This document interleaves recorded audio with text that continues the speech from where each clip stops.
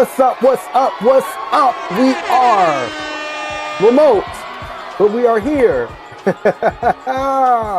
Working when we ain't supposed to be working when we supposed to be off. Here we go. Look, putting in overtime for this week in White Supremacy podcast. What's going on? I am Mystery X. I'm co-founder and CEO of One Hood Media. And in the middle, the center, where she should be, the center, the number one. Anyways, it's your girl Miracle, aka Big Plus with the Big Blessing. Ready? When we did Terrace. Oh yeah. Oh, right. Tomorrow, right? So this is birthday behavior. So everybody wish Miracle a happy birthday. Yes, we did have to apologize. We have an interview coming up. Miracle couldn't make it. We did have to apologize to our people. Like that was the first thing we said. Miracle's not here. We're sorry. He couldn't be here. Hilarious. And my brother holding it down. Yeah, you know, Supreme Asiatic Intelligently Divine, Toxic One from Toronto, the gorgeous gaslighter, you know, Yes. The mischievous Muslim. All those things. Yeah. Okay. Well, I be careful calling yourself that now. I mean, we just had a congressperson call for every Muslim to be deported. All of us. I mean, you might be doing me a favor. I mean, Lord. Depends on where you go to, though. Yeah, it depends on where I go. He might be down, to be honest with you. Right now. So, you know, it's so much breaking news. It's like we probably need to do two shows. Like, it's so much white supremacy happening. Like, the fact that, like, Trump went at a rally, I think, in Pennsylvania. Yeah. You know, openly attacked Ilhan Omar and then basically said, why do we get people from these, confirmed that he called these countries shithole countries and said, why can't we get people from Denmark or Sweden or Norway? Just straight up why racist. do people who have actual cost of living increases, people who actually have healthcare, universal healthcare, universal healthcare, and like, you know, affordable college. Why do these people not want to come to the United States? Exactly. I wonder why. Yeah. Why is it only? Well, again, you know, the big hey Donald Trump here. I got one for you. If you want people from Sweden and Norway and Denmark to come to the United States, bomb them the way you did these other countries. Because if you bombed them, then they probably will have an excuse to come to America. Like, if you don't want these black and brown countries, leave them alone. I mean, here's Trump right now basically saying, I'm going to put an oil embargo on Venezuela. Like, if you don't want Venezuelan people to be here, leave their country alone. They elected this president. Let them have self-determination the way we want self-determination in America. But now to basically try to bombing all of these boats that are leaving there, that aren't even coming to the United States, and then preventing their economy from working properly, where are they going to go? If they want jobs, if they want food, if they want something. So again, if you leave these countries alone, they wouldn't be here. You know, we always talk about, well, we've talked about on this show, what could Trump do to like lose his base, right? And so is there going to be a moment, who knew that it could possibly be Trump responding to the death of Rob Reiner and his wife, who were tragically killed a few days ago. I didn't even know Rob Reiner was somebody who had spoken about Trump or politics in general. You know, I just know his name. I know him from the movies. Trump's response to the death of Rob Reiner. This is Donald Trump's words. A very sad thing happened last night in Hollywood. Rob Reiner, a tortured and struggling, but once talented, very talented movie director and comedy star, has passed away together with his wife, Michelle, reportedly due to the anger he caused others through his massive, unyielding, and incurable affliction with a mind-crippling disease known as Trump deranged syndrome, sometimes referred to as TDS. He was known to have driven people crazy by his raging obsession of President Donald J. Trump, with his obvious paranoia reaching new heights as the Trump administration surpassed all goals and expectations of greatness, and with the golden age of America upon us, perhaps like never before, may Rob and Michelle rest in peace. This is the On somebody's grave? I mean, I would say, like, I don't know why anybody's surprised. First off, that Trump was yes. right. This shouldn't be a shock to anybody. I'm not justifying it by any Yes. stretch of the imagination, but this is par for the course. But the discourse I've been seeing on social media, particularly on Threads, is that people were like, "Oh, well, everybody was chatting shit about Charlie Kirk dying. Why can't Donald Trump chat shit about Rob Reiner dying?" And I'm like, well, Rob Reiner didn't create harm against anybody. Rob Reiner did not go out and demonize anybody the way Charlie Kirk did. He didn't create harm in communities. He didn't spew propaganda that was going to be violent and aggressive towards any specific group of people. All he did was share a political stance, right? So you can't draw a parallel between the two of them and act like they just exist in a vacuum and you can only critique one without the other. Yeah, but also, like, when Charlie Kirk died, people literally got fired. Yeah. For just saying, "Hey, this man said racist things," which is a fact. That's right. that's not hyperbole. That's Charlie Kirk made racist statements. Charlie Kirk celebrated the death of George Floyd, right? Mm-hmm. Tried to slander Breonna Taylor's name, right? Charlie Kirk talked about not liking Martin Luther King. I mean, Charlie Kirk said mad racist things. So, like, people who just said, "Hey, this man said racist things," were literally fired. And Yep. the whole funeral that they did was about, we gotta watch what we say and we gotta be careful. And when people die, we can't call for hate and violence. That was the whole framing of the thing. And so, like, again, we knew it was going to come to this because obviously the person who talked the most, I mean, come on, Trump 2 weeks ago just called people, these senators should die and be hanged. That was 2 weeks ago. There was a conversation. Remember when Trump was elected the first time? Respect the office, show Yeah. decorum. You know, there was this whole respectability politics conversation from the right being held, that, you know, no matter what comes out of the Oval Office, you should be able to, you know, look at it with reverence, right? There's never in the history of American politics been a president who gets up there and laughs at the death of of a private citizen. I don't Never. like that's never happened, right? Right. And I've been seeing now, I forget who it was, some pundit, I don't know if he's a senator or what, was essentially saying Barack Obama had no class as president. He didn't have an ounce of the class that Donald Trump has as president. I'm like, wait, what?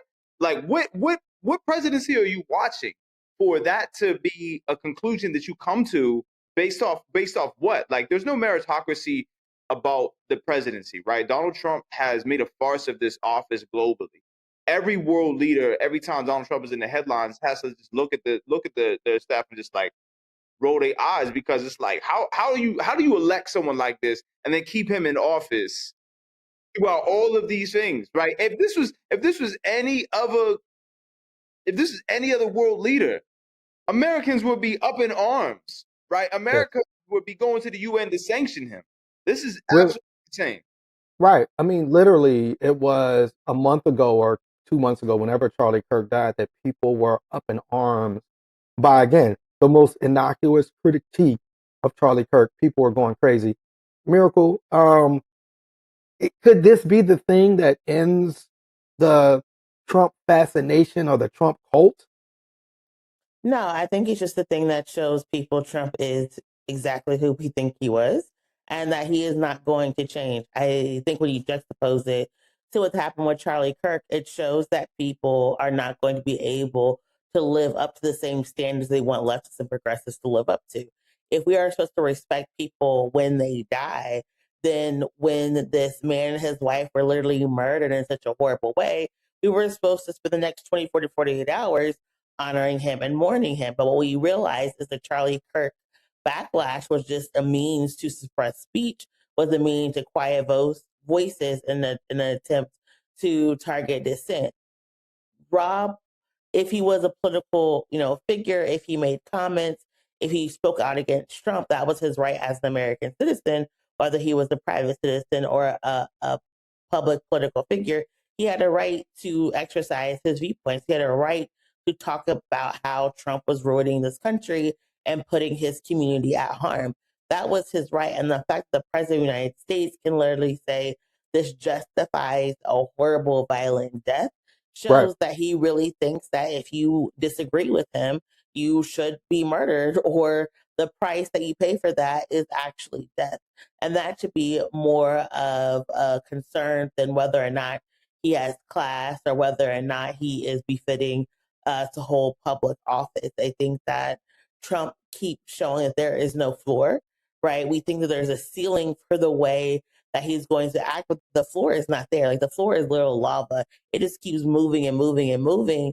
And he keeps going to hell. Like he's like, you know Yeah. what?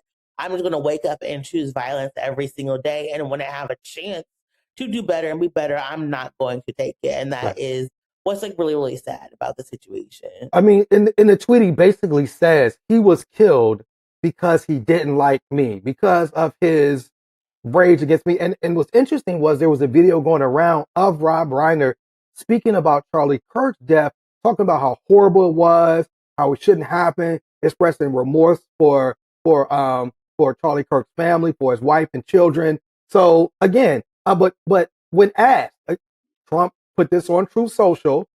There was this whole. I actually saw this clip of where somebody asked Erica Kirk directly, "Hey, you're talking about people shouldn't be calling for political violence. Do you denounce Donald Trump?" And she did not denounce Donald Trump. That's a whole nother conversation. Here was somebody asking Donald Trump about his remarks to Rob Reiner, and this was his response the next day. A number of Republicans have denounced your statement on Truth Social after the murder of Rob Reiner. Do you stand by that post? Well, I wasn't a fan of his at all. He was a deranged person as far as Trump is concerned. He said he knew it was false. In fact, it's the exact opposite, that I was a friend of Russia, controlled by Russia. You know, it was the Russia hoax. He was one of the people behind it.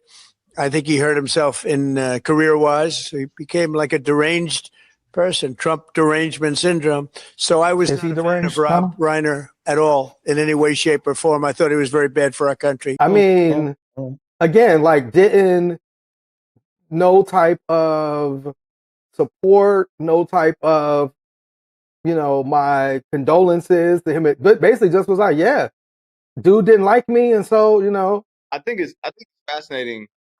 He kind of went Sam Jackson, right? They deserve to die, and they will. I mean, like, I heard they brought like, yo, what the hell? Because they didn't like you. I find it interesting that he's found a way to centralize himself, and like he put himself at the center of it. Like, oh, he died because he didn't like me. There's Trump deranged. I don't think anybody ever put those two things in the same sentence before, and it just shows how like.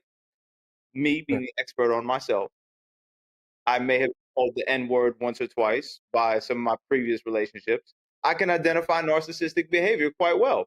And, you know how it is to center yourself? So I see myself in the situation. I see, yeah. But I mean, it's just absolutely crazy to take the social media, your own platform, right? Your platform. To go in there and say, this guy died because he didn't like me. He wouldn't have died if he was nicer to me, but here we are. Right? That's essentially, that's narcissism. That's textbook narcissism. Right. The fact that there were mainstream Republicans that called him out, people that previously had supported Trump, people that we know were in Trump's corner, that called him out, that denounced his words. Does that signal a miracle, like a shift?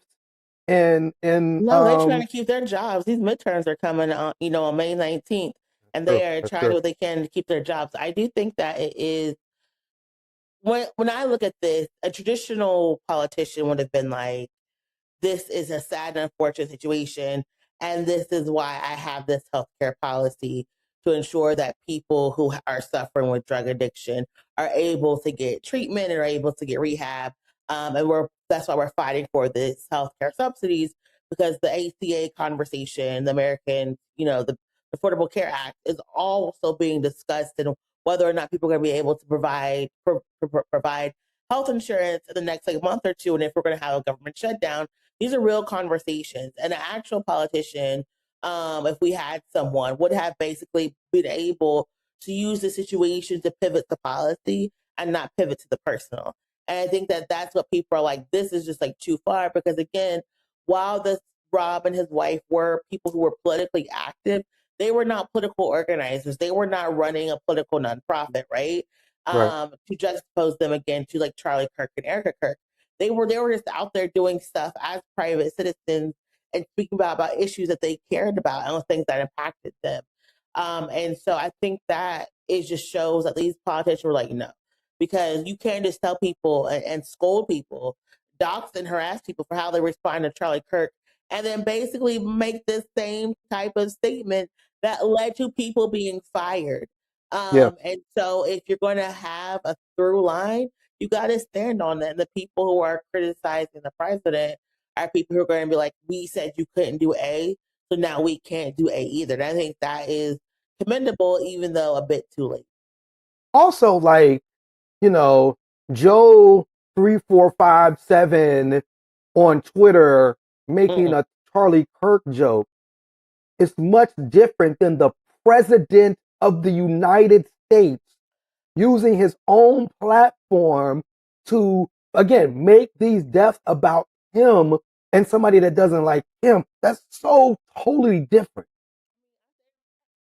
Go ahead, Mel. At the end of the day, I feel like when you die, people are going to treat you either good or bad. People have a right to say whatever when you die, right? So, yeah. And I don't think people seriously cared that Charlie Kirk died. I think they just wanted to have a reason to go after people they didn't like. They wanted a reason 100%. to cancel 100%. folks, to target folks, to Right, dox and right. harass folks. And that's not there with Rob and his wife, right? There's no Correct. reason for this to happen.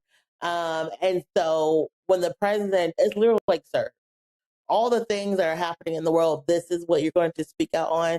We have Right. school shootings, we have massacres Right. happening, and this you're going to beef Yeah. with someone who was just murdered by his own, Right. allegedly by his own child. Right. Come on, this is not the hill we want to die. And before I come to you for miracle, and you cannot find, and there's not one elected Democratic official that had anything negative to say towards Charlie Kirk. You know what I'm saying? When he died.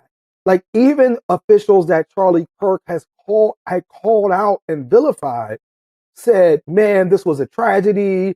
May his family have comfort, whatever. So there's no, when they try both sides it, there's no Democratic official, elected official you can point to that tap dance on Charlie Kirk's grave the way Trump is doing with Rob Reiner. You know what I'm saying? Go ahead, Fruit. I just think that it's at the very least harmful end of the spectrum. It's irresponsible because Donald Trump acts like he doesn't have any influence over his constituency. He acts like these words can just be said free from harm, like people weren't ready to kill the Vice President Mike Pence at the time of January 6th. Like people weren't kidnapping or planning to kidnap was it the governor of Michigan? Like people didn't go into legislators' houses and murder them in their sleep, right? All because of things that Trump has said. So for him to, this could, I would hope not. Perhaps in another universe it's already happened, but this could lead to some Charlie Manson celebrity murder all over again because someone disagrees with Trump and some fanatic goes into their house and murders them, right? But it's bizarre that we even have to entertain that part of the conversation as a potential reality.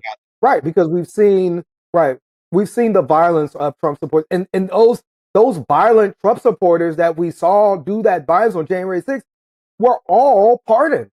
You know, and a lot of them reoffended and on more egregious crimes. And that comes to the next, I guess, bombshell thing that happened. So much has happened, but in this week, Vanity Fair did interviews with Trump's staff. And they did an interview with his chief of staff. Again, this is somebody I don't even remember. I don't think we've ever said this woman's name. So she's obviously been operating in the shadow. But Susie Wiles, who is Trump's chief of staff, had time for Vanity Fair and did 11 interviews with Vanity Fair for this thing. Here are some of the highlights, right? Shout out to Brian Krasenstein on Twitter. Here are the highlights. Wiles said she has read the Epstein documents and acknowledged Trump's name is in them. We knew that one. Wiles said she urged Trump not to pardon the most violent January 6 rioters. He ignored her advice. She admitted Trump is looking for retribution. When there's an opportunity, he will go for it. She tried to convince Trump to stop score settling against political enemies after 90 days in office. The effort failed. It says Wiles contradicted Trump's claim about Bill Clinton, stating there's no evidence he ever visited Jeffrey Epstein's private island. She described Donald Trump as having a, quote, alcoholic's personality. On Vice President J.D. Vance, she said, quote, he's been a conspiracy theorist for a decade. She described Elon Musk as a, quote, avowed ketamine user whose actions were not rational. What is it? The people are running the asylum. That's literally like where we are. Right. Yes. Of the worst people.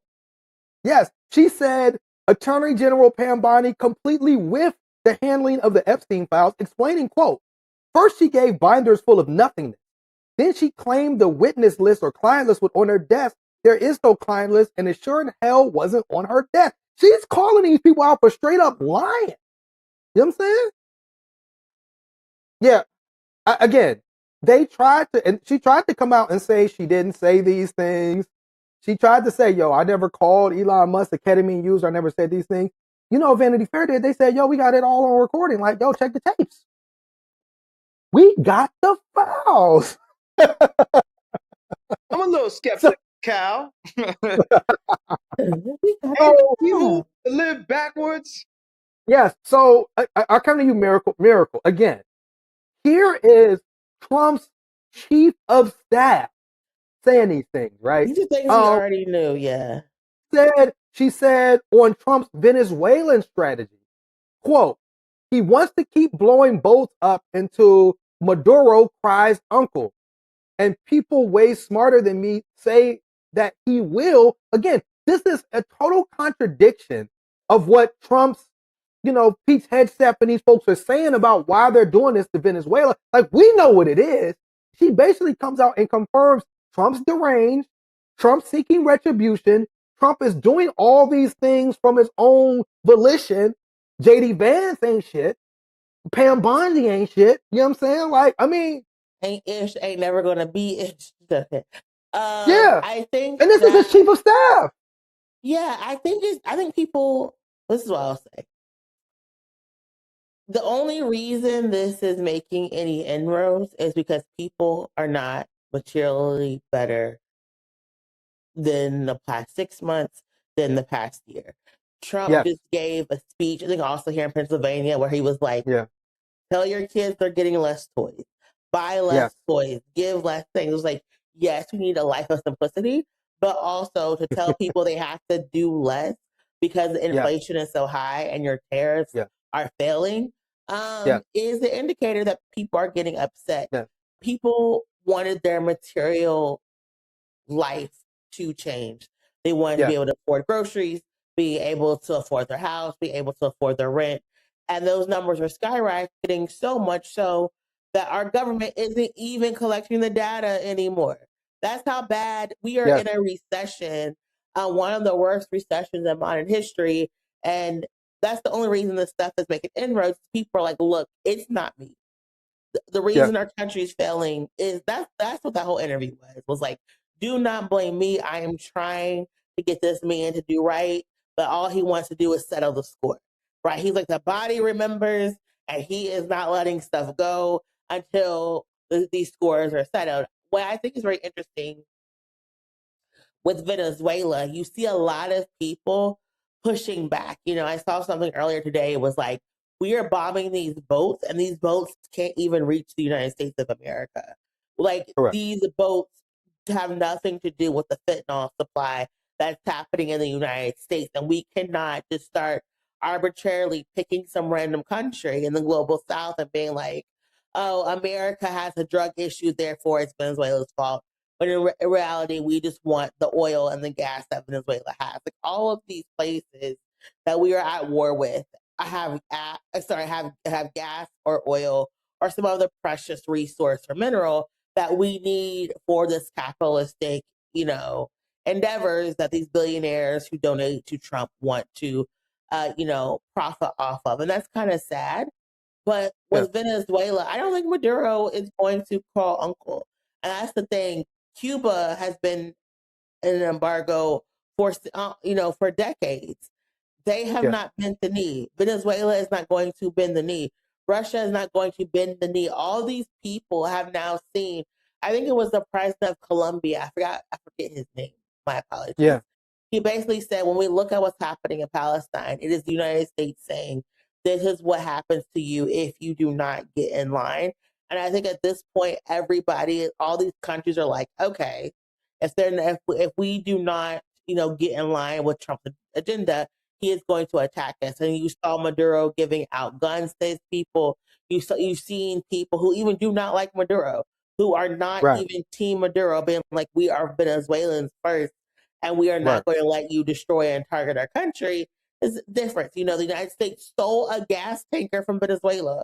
Like, they stole a tanker, and I was like, so we're okay with that, the piracy now? Like, you know, my people in Somalia are probably like, what is going on? Like, Right. We're the pirates we're now. Right. stealing. We're still. But Are I you okay think with that? I Like, think just to touch on what you said, I think you're right in a sense, Miracle, that the reason this is making those inroads is because as Americans, we're not even at the same level as before. We are markedly worse economically. You know, a poll just came out, a PBS NPR poll said that Americans are more dissatisfied with Trump's handling of the economy than ever. 57% of Americans disapprove of how Trump is handling the economy. That 60% of the people, Trump's approval rating is 36%, the lowest it's ever been in the first or second term. And we're not even a year in. And he's already reached the lowest because of how he's handling the economy. These farmers are coming out and saying like, yo, yeah, they have to bail the farmers out because this tariff shit did not work. You know, so then Trump goes on and says, oh, the economy is A plus plus plus plus to who? So again, I think that people are looking at this and it's like, and I think, like you said, a lot of these Republicans, Miracle, they just saw it was a race in Kentucky. It was like a landslide Democratic victory. These Republican Congress people, they're either going to quit like Marjorie Taylor Greene, who called Trump classless, you know what I'm saying, with his response to Rob Reiner, or they got to do something different. Farouk, what you think? What you think about snitching to the Vanity Fair? I think this whole media narrative around denouncing and lumping into this weed category is crazy. Because one, I'm not denouncing shit I ain't have nothing to do with. Like, niggas ask me, do you denounce terror attacks? I didn't commit terror attacks. So I'm not denouncing shit. Correct. I'm like, Correct. don't ask me to denounce Hamas. Don't ask me to denounce the KKK. Don't ask me to denounce. They ain't got nothing to do with me. So whatever, right? Right. Right. Lumping this whole thing into us as Americans are going to war with Venezuela, no. Right. The Trump administration and its political agenda Absolutely. is using the armed forces under whatever, you know, under the right of the commander in chief, head chef, yeah, to create acts of terror and piracy and all of these other atrocities in another country. I ain't got shit to do with that, right? I ain't got nothing to do with that.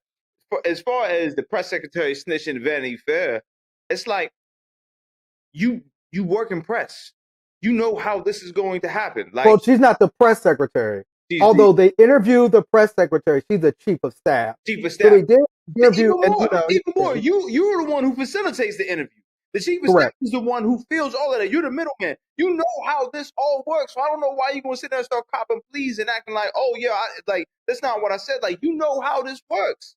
I mean, again, they had her on video. So it's almost like because she sees how bad this thing is going, she's trying to like, you know how somebody like, it's like you're part of this crime organization. And really, this is what the Trump administration is. It's a crime, extortion organization. That's what it is. You know what I'm saying? And it's like, she's a part of it. There's a part in the interview where she actually says like, I'm not an enabler. Oh no, you absolutely are. Yeah, your Because job you know literally what right it now is right. presidential Yeah, enabler. 100%. Because if you're saying we shouldn't do this, we shouldn't do that, we shouldn't do that, and he's doing it anyway, and you're not offering up any resistance, you're not saying, well, yo, if you do that, I gotta leave, I gotta be out of here.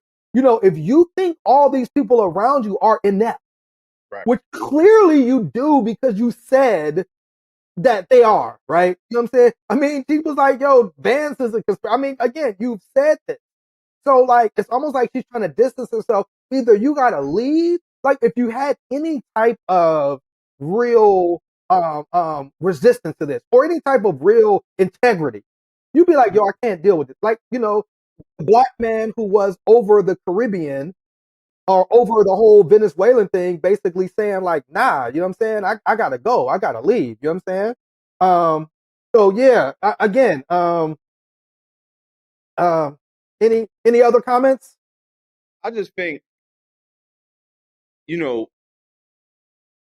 you have another 3 years of this, and every week they show you it can and will get worse, right? Yeah. There's always something worse happening.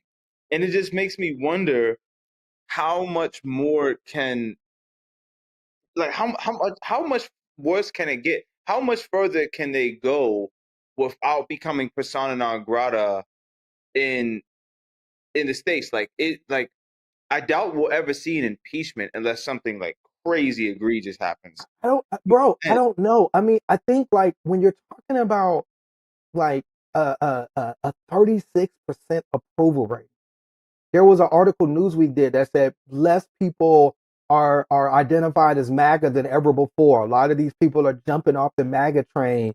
You know, I think once again, you know, they're saying Elon Musk is going to throw down into midterms to try to support Trump. But if these Republicans get smashed in the midterms, and again, looking at the way the economy works, and they probably will, I think that at some point, you know, outside of Massey and some of these other folks, they just said today. So, for instance, today that, you know, Mike Johnson, who Speaker of the House, basically said there was not going to be a vote to extend the Obamacare subsidies. Well, guess what? Now they got enough votes to vote and extend the subsidy. You know what I'm saying? So now Mike Johnson probably going to get kicked out of the vote. So this is what Trump does. Trump's not going to say it's my fault. You know what I'm saying? Trump's going to say it's, you know, Susie's fault. It's Cash Patel's fault. Supposedly he about to get fired and the other dude, right? He's going to say it's Headstep's fault. Like, this is what Trump does. He's going to say, he's going to blame Vance. He's not going to take the blame. And I think as he gets less and less popular, like if you're JD Vance and you're like, yo, it's like you're tied to like this anchor that's sinking further and further down into the ocean. Bro, they just came out and said, oh, by the way, the ballroom, now it's going to be $400 million. So while all these farmers and families are suffering, while you telling us, you won't come to Pennsylvania and tell us we can't have more toys at Christmas, but you're building a $400 million ballroom in our face? when is In that our supposed to be face. completed? Bro, who knows? Again, will it ever be completed? I don't know, bro. I mean, I don't think people saw Trump sinking as fast as he has. And so, like you said, so now when he says the thing about Rob Reiner, like more and more people are coming out dissing him, right? These people who were like loyalist Trumpers are now Yeah, jumping off the boat. James Woods came out and was like, "Yo, I'm supporting." Like he called Rob Reiner a patriot. Right. So That was again, his friend. Yeah, but I mean, but James Wood was also like a vile racist. a And vow racist. Right. yeah, So again, but he's again, like, crazy. James Woods is bro, crazy. people were connected to Donald Trump because he was winning. he won. He had all this momentum. You know, he wins a second time. Also, that's a critique on the American mentality, though, like of the American exceptionalism idea, right? I seen Ebro talking about this. People were saying, you know, oh, this isn't the America we voted for. This isn't the America we represent. That's not the case, you know. And I think that like Americans are so obsessed with America first. I believe that they're at one point they're ideally were looking at Trump and America as synonymous. I think that a lot of his base there's creating a schism because they see Trump is synonymous with Trump, not with America. Children are getting mad big contracts. He's doing all this. So it's again like the economy. When Trump says the economy's A plus plus plus, he's talking about his pocket.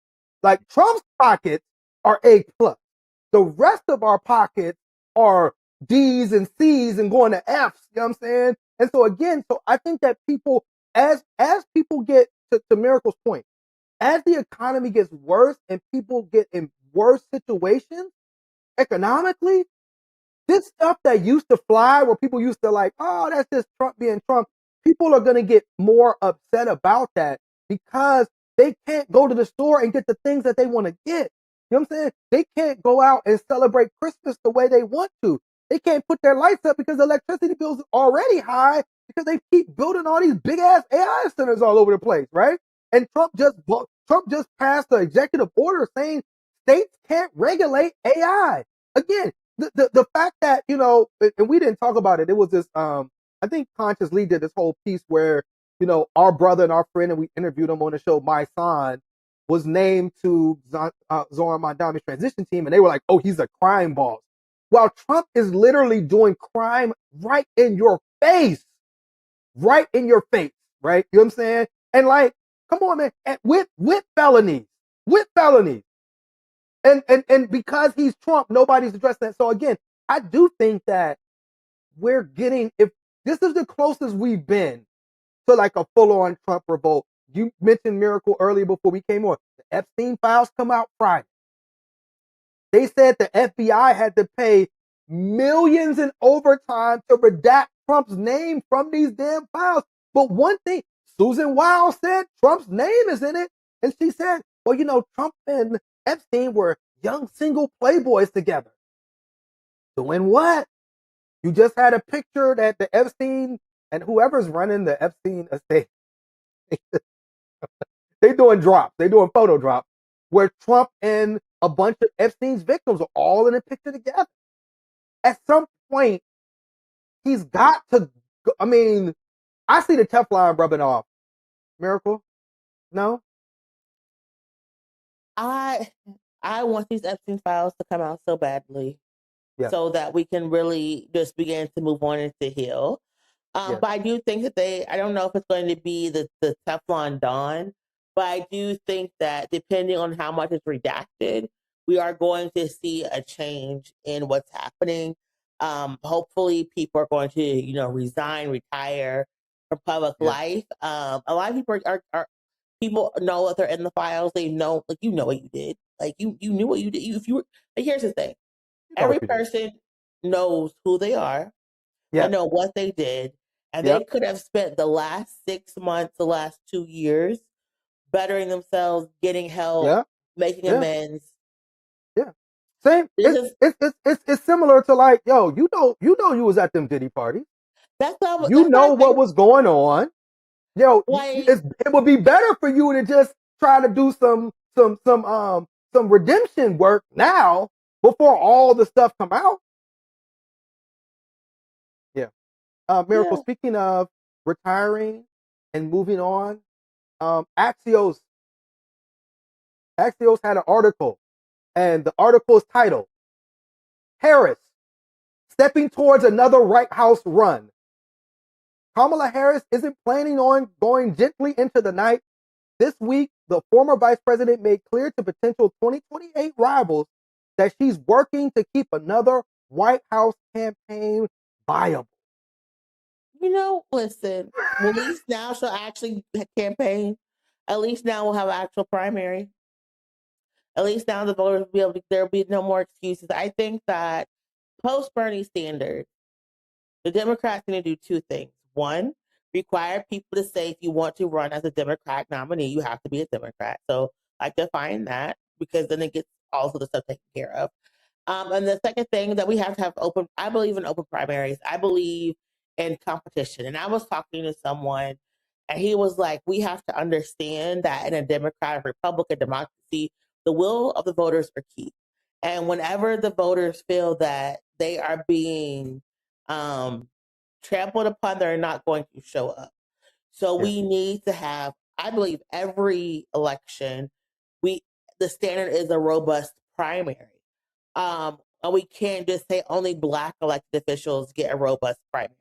We can't say that. It's every election, every seat has a robust primary, and that's how you get the benefit of having the best of the best and really great ideas and a sounding board. Do I think Harris is Harris my candidate? Harris is not in my top 50. Let me be very, very clear. She's not in my top 50, not in my top 20. I think that top 50 is crazy. She's not.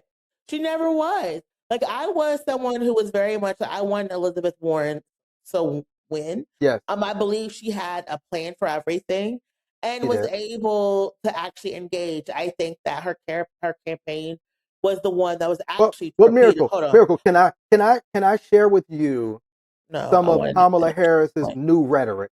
Can I share this? No, we cannot. We don't need to hear any of that. No, but my point was, I think Warren was the one person who was actually torpedoed by the Bernie Bros.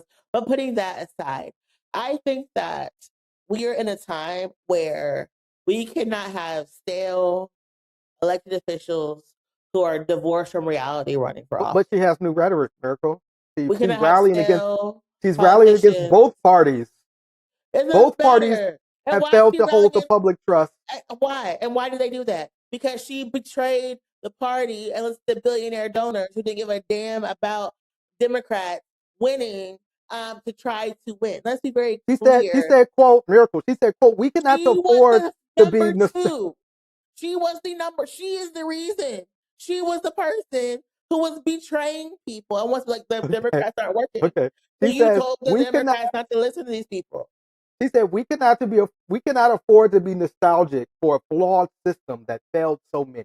You mean a flawed system that says I'm not going to support minimum wage because the Restaurant Association is my donor, and then when my opponent not only supports minimum wage but supports no tax on tips, I wonder why I lost the working family vote. I don't know. It says her spokesman. Hold on, this is what her spokesman said. Her spokesman said, quote, Kamala Harris will approach 2026 with the same commitment that anchored 2025. Listening to the American people, reflecting where leadership has fallen short, and helping shape the path forward beyond this political moment. You know, the other day, one of my favorite things happened in the world. This white man, he was like, you know what, Miracle, you were right. I said, fuck. Okay, come on. He was like, you were right. We effed this up. And had we listened to you, we would have won. And I was like, I understand that. So here's the thing. I am someone who believes that politics is for the collective. Like I grew up very much, Black liberation theology because it's very much in a conservative Christian Pentecostal upbringing. But we also believe in the whole of the collective, right? Our politics has to be collective. This idea that you throw away some people because you're going to get closer to the shiny thing, that never happens. Like you can never ever tramp on people and get to the top. We've seen this time and time again. Kamala Harris made a mistake when she decided that her pivot was going to say that I want to be the leader of the most deadly army in the United States instead of talking about the actual kitchen table issues of affordability and housing and healthcare. And even her solutions were not good. To give people a loan for small businesses instead of a grant, not good. When we talk about all of these things, you have to have solutions that are going to allow people to have help right now and are going to allow them to have an equalized playing field. She failed, and I talk about all the time. And she also failed to distance herself from Joe Biden. People were dissatisfied with Joe Biden's economic policy. And the fact that she said she wasn't going to distance herself from those policies, that was it. You know And what I shout out mean? to At that Nancy point, it's over. Pelosi, because she has been in the background, and there was a report that came out that said they looked at, and when they had done their polling, it was a red wave. Like all the 50 states was red. They were down. People always said, "Oh no, Joe Biden was going to win." No, Joe was going to lose. We were Yeah, going to lose the House, like there was going to be nothing there. And yeah, because of Kamala Harris, it did change a little bit of the map, right? yeah, But she didn't do enough. And the reason why she did not do enough is because she did not distance herself by Joe Biden, but also she was beholden to donors who basically were like, do not do. And let me be very clear. yeah. Shout out to the governor of Illinois. 9 times out of 10, these billionaires are not going to be for working class people. 9 True. times out of 10, these billionaires are not going to sit there and come to you, but I'm going to give you $300 million, but, but, you can say whatever you want. They're not going to do that. And so when she had an opportunity to say, you know what, I'm not going to do this, and here's why, she didn't. And that is why she lost. People talk a lot about what was happening with the genocide, but on top of that, there were other mistakes that she made. I always point to the fact that there was not even a robust door knocking campaign for Black and Brown communities in Philly. In Philly, literally 2% more effort in Philly, she would have won Pennsylvania. It didn't happen. Like all of Yeah. these things because But she did could- not. but could she have learned her lesson? No, because here's the end of the day. Here's the end of the day. You learn your lesson, and what that means, you tell the next person where you fucked up so they don't make the same mistake. It's not like Pass you the learn your ball. lesson, you Pass learn that your baton, lesson, Kamala. but people are homeless. You learn your lesson, but people are dying. You learn your lesson, but people don't have electricity. You learned your lesson, but people are suffering. Why can't we have people learn their lesson by listening to people who are impacted the first time? Like, why do we have to be in hell? And they're like, you know what? Actually, heaven could be pretty nice now that we're out here getting burnt alive. Why can't we just like, you know what? Some bad stuff is happening. Let me do all that I can not to have the bad stuff. And I say this because she learned her lesson, but she still hasn't apologized. She's still not talking with these people. What Palestinian has she sat down and talked? Like let's be honest. That would be amazing if she did. Again, I think that particularly now, and we had talked a little bit earlier about Jasmine Crockett, and Jasmine Crockett had announced she was running for the Senate, and one of the main things that kind of came up were people were questioning, where is she going to stand around Israel, where is she going to stand around Palestine, and that was a thing, and so she kind of so people were producing videos. Jasmine Crockett went to I want to say maybe 2022 or 2023. Went to Israel, visited with Netanyahu, but then more recently, Jasmine Crockett has voted no to two packages that were about giving billions of dollars in arms to Israel. Her response was basically, if you liked me before, like, don't just throw me over the butt, don't just Yeah. look at the whole video. But again, I think people are putting pressure on politicians now more than ever to kind of say, like, look, where do you stand in terms of children being killed or lives being lost at the rate, particularly and right now, even though a ceasefire happened, we're still seeing people killed, not only in Gaza but in the West Bank as well. So is that do you think this issue will be a referendum on progressive Yes. politics? It's not going away because the death, like you said, hasn't stopped. Yeah. Right? What I think is Jasmine Crockett, and I keep telling people the same thing. This is the same thing I said about like Josh Shapiro. People have to have an honest conversation about who they do and do not see um, as suffering and as in pain, right? Right Right. now, people want a human response to what they see. And Jasmine Crockett is too much on the defense. And I will say that Jasmine Crockett, as a Black woman, is getting more hate than any of her white counterparts, than any of the other counterparts I who were agree. running for Senate because she is a Black woman. Because people do assume that when you are when you are a Black woman, it is your duty to mule for various causes and to have a better grasp on issues. But at the end of the day, she is a politician, right? She did what she thought was politically expedient, and she has to stand on her record, but she also has to have better human connection and understanding to sit there and say, like, yes, I held this vote because of X, but I understand the impact, and this is what I'm committed to do in the future. I do think that right now she's too much on the defense, but I do think that she will, with some coaching, change her position. Because yes, to sit there and say, look, we are in a situation where we negotiated for some things because we were in a very precarious vote situation. I'm understanding more, I'm learning more, and I'm going to do better. That's going to be an easy fix.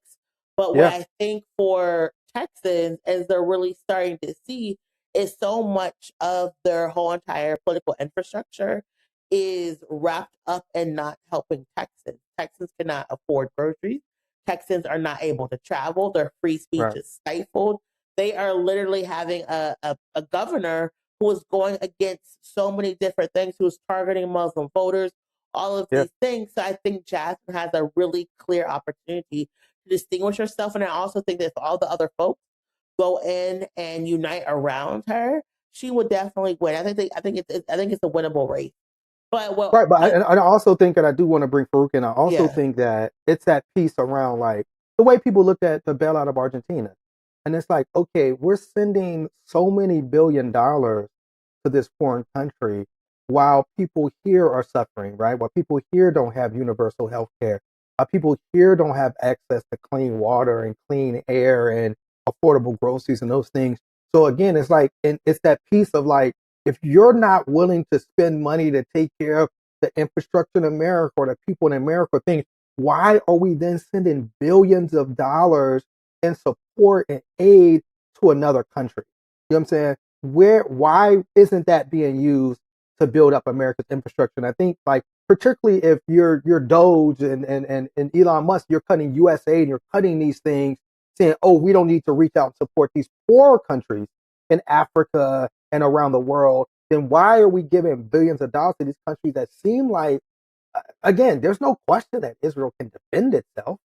That's not ever been a question. So I do think like being able to articulate that in a way that connects to voters is something that people have to be able to do better. You know, obviously because Jasmine Crocker's running for Senate, that is a foreign policy race. Like, even though people brought it up for Mondami's running about New York City, but he was able to articulate that position in a very strong way. Did you want to jump into this, Brew? Not really. I mean, you lot were just speaking about it, so what do you want me to say? Let me tell you what's the real. Again, I'm just trying to. So again, we'll see how Jasmine does. I think you brought up a lot of great points about it. There was a video that kind of went viral. And again, one of the things that we're seeing with this administration is what Trump is trying to do is go after his enemies. That's clear, right? He wants retribution to who he views as his enemy. And one of the people that he views as his enemies is these kind of progressive organizations, foundations that have been donating to progressive causes, right? So he started to attack George Soros and the Times Foundation under the guise of that they're supporting Antifa. So the under the Trump administration, they said that the biggest domestic terrorist threat is Antifa, right? They just had an interview with one of Trump's generals where they asked him, would you bring the army into the United States to deal with domestic terrorists? He said, yes, he would, right? This is a very real thing. So somebody at the FBI, and I don't want to, I don't know if I have the thing to get this guy's name, but an FBI person spoke before Congress and was asked some very specific questions about Antifa. And here was his response. Executive Board of Domestic Terrorist Organization, Antifa. That's our primary concern right now. All right, that's what President Trump did. What does the FBI say? We share the same view. When you look at the data right now, you look at the domestic terrorist threat that we're facing, right now, What I see from my position is that's the most immediate violent threat that we're facing on the domestic side. So where is Antifa headquartered? What we're doing right now with the organization. Where in the United States Mhm. does Antifa exist? If it's a terrorist organization and you've identified it as number one. We are building out the infrastructure right now. So what does that mean? We're trying to get the information. You say Antifa is a terrorist organization. Tell us as a committee, how did you come to that? Where do they exist? How many members do they have in the United States as of right now? Most basic Well, it's questions. very fluid. It's ongoing for us to understand that. The same, no different than Al Qaeda and ISIS. No, I don't want you. I'll ask one question, sir. I just want you to tell us. If you said Antifa is the number one domestic terrorist organization operating in the United States, I just need to know where they are, how many people. I don't want a name. I don't want anything like that. Just how many people have you identified with the FBI that Antifa is made of? Well, the investigations are active. So you wouldn't come to this committee and say something you can't prove. I know you wouldn't do that. He said, I'm so disappointed in you. That is great. Literally, this is why it's so important to understand why people are attacking the media and journalists, because the most basic questions, the most basic follow-up questions, yes, and then the whole argument crumbles. Who are these people? What is Antifa? What do they believe? Where are they headquartered? How do they operate? How do people join? The most basic functions do not exist because Antifa is not an organization. Not an organization. Antifa means anti-fascist. And we're all, supposed to be against fascism. We're supposed to be a democratic republic. So, like, what is going on? What is going on here? This is the best. I mean, again, amazing. Yeah, again, just basic questions. Like, if you saying this is the biggest threat that we have, right? So again, that means you have to have some calculation, because how do you determine it's a bigger threat than another organization, right? So it's like, okay, if they're the biggest threat, how many members do they have? Oh, we got some ongoing. Okay, well, where are they at? Where are they operating? Oh, we got some going. Yeah.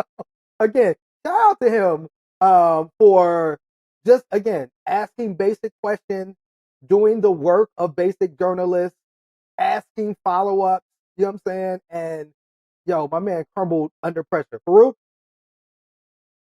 Yeah, that was crazy.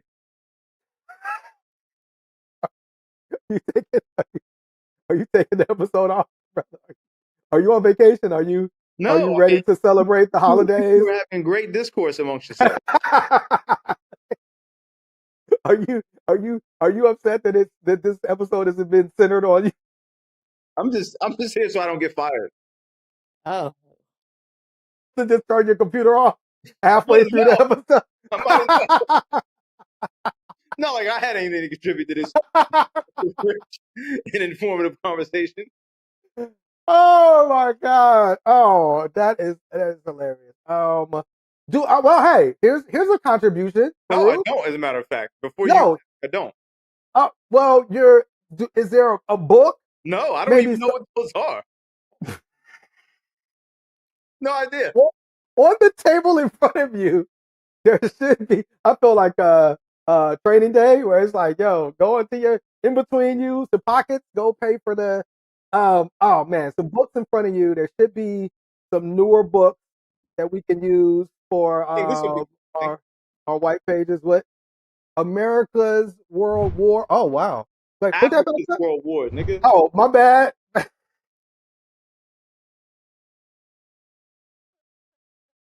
Africa's World War. I'll go the Rwandan genocide and the making of the Continental Campaign. Yes. Oh, see, again, I thought you couldn't read. Making of a continental catastrophe, again, we're seeing all of this stuff happening. Did we want to touch on, again, we're Black, we're part of the hip hop generation. Do we want to talk about, Nicki Minaj going full MAGA? Did we Listen, assume this was going to happen? Yeah. I Break want it down. I want Nikki to get some help. She's clearly going through something, Right. and I think like it's interesting because when Ye went off the deep end, Ye has a lot of apologists, right? Yes, And then correct. Ye also has a lot of loyalists who can Yes, say, okay, he's wrong, but I'm still going to listen to music, yes, right? Because some of us who are avid Kanye fans, we don't feel the same amount of harm, a lot of us because we're men, that would the fallout from Ye's rhetoric would provide. I think with Nicki's comments specifically, they're going to be used as ammunition against her fan base, which is trans people. So she right, has a huge contingent of LGBTQIA fans. right, So to come out and promote and back legislators, elected officials who are anti-trans, correct. anti-LGBTQIA, just seems Absolutely. counterintuitive to me. So it's like her fan base actually stands to be physically penalized. Like there stands to be real world ramifications and harm for the stances Nicki Minaj is taking just by virtue of who they are and how they identify.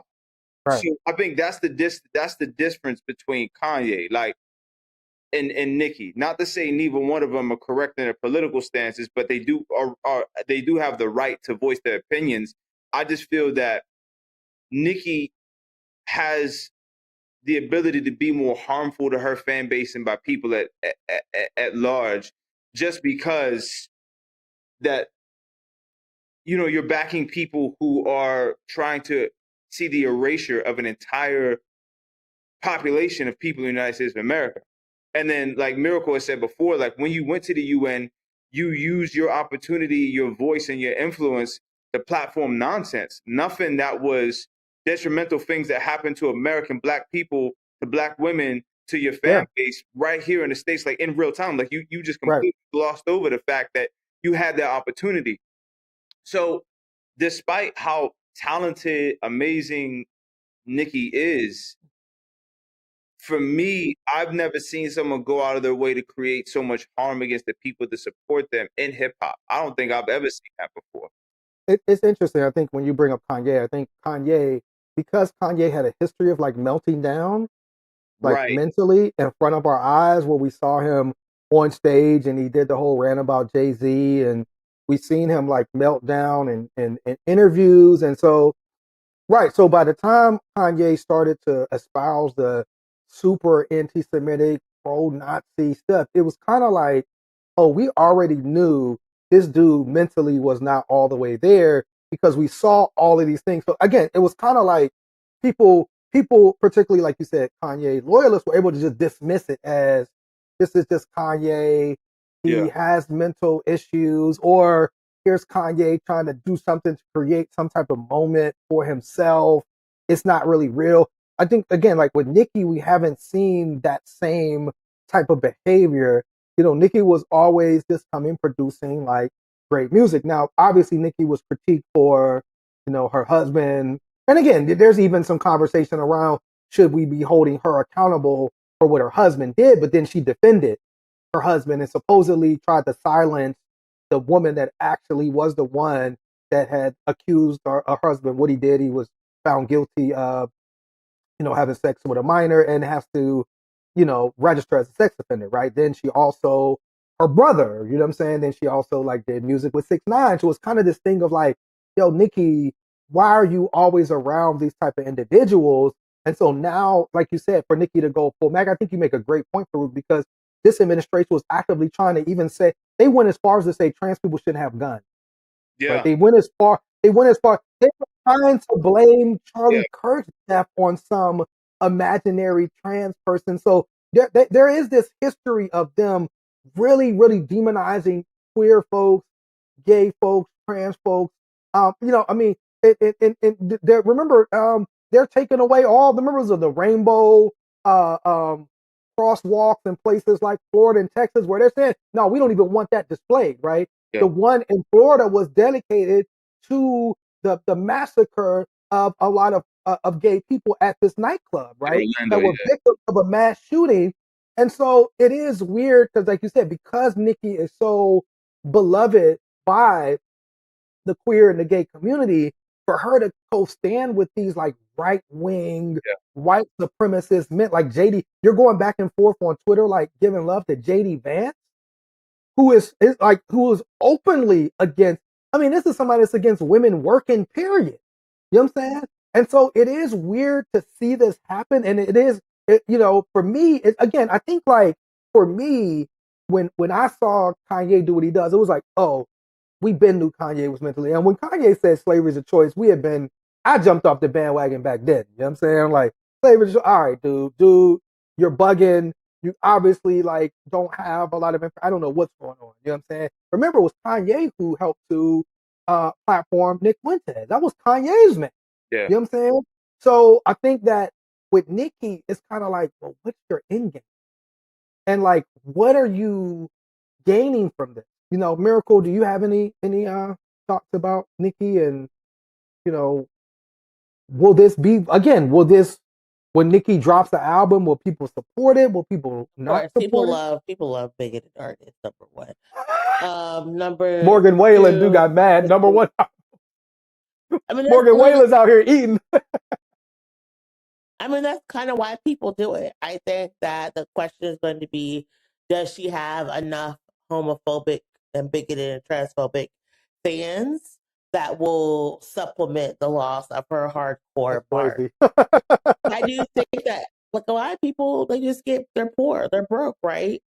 Oh wow! And so they need money, and then That's what happened with Kanye. You're right. I mean, there was being alleged that Trump was paying people millions of dollars for those endorsements. Yeah.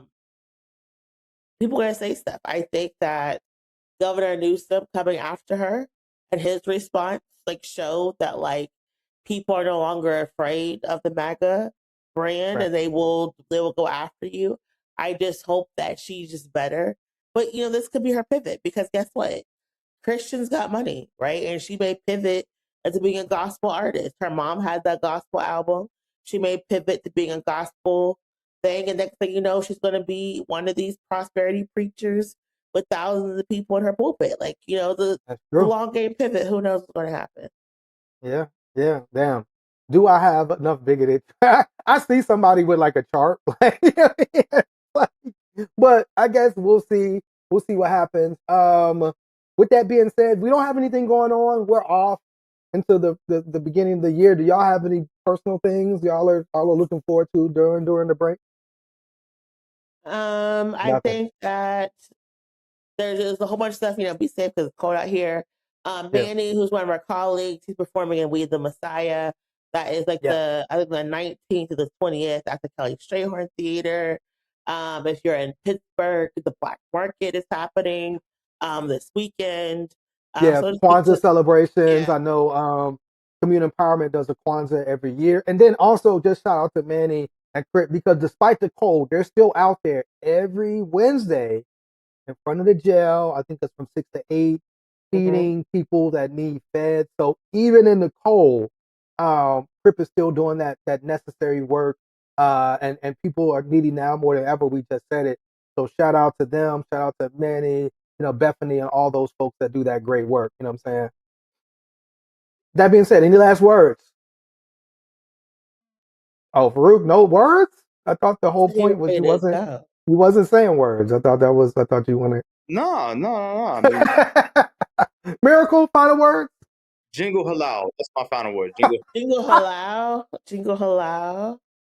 Yeah, jingle halal Christmas. Interesting. Did y'all see the Jingle Bells is racist whole thing? I mean, everything is racist. Yeah, yes. Everything has racist origins, and so Jingle Bells is currently racist right now. So, but Donny Hathaway, This Christmas, greatest song of all time. There are so many good Christmas albums that Black people have put out. Yeah, that it's just like I was listening to some music. It's like holiday, not even just Christmas. It's like there's so many good holiday albums. Yeah. So like bring back that trend. That's what's missing. There's no more holiday albums. You know, Okay, that's that's why what you that's want. why our country is falling apart. There's no more holiday albums, no more holiday raps. Like, you know, Maybe Nicki will drop a Bigot's Christmas. Nicki. mm, who knows? With that being said, this week in White Supremacy coming to you, even though we're on break. That's because we love you all as an audience. Peace, y'all. 100.